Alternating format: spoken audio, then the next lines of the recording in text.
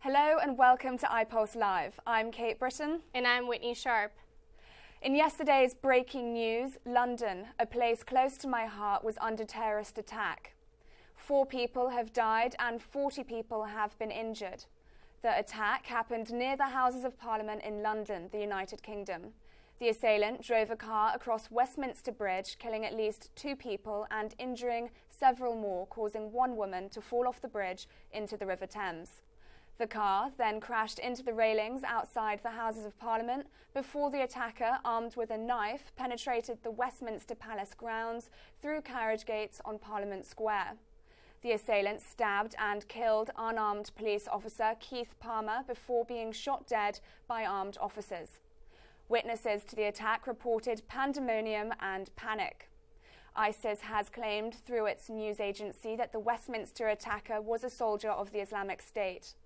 Prime Minister Theresa May remained resilient, addressing the country and those who pose a threat to the safety and well-being of the nation when she condemned the sick and depraved terrorist attack, saying, "We will never waver in the face of terrorism." Yesterday, leaders of both sides were scrambling for the necessary votes on President Donald Trump's proposed health care bill. President Trump is contemplating adding last-minute changes to the bill, as conservatives are threatening to switch their votes if their wishes are not met. Although those changes could anger those already in favor of the health care bill, which could throw off even more votes if this bill passes. It will be President Trump's first big win on the GOP agenda, but if lost, could reign over Trump for the rest of his presidency.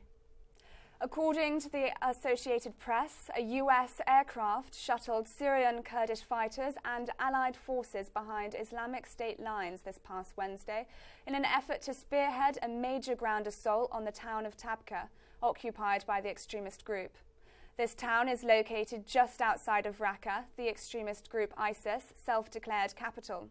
The U.S. prepares to push militants from Raqqa, deploying troops to assist local forces in an effort to retake the entire province.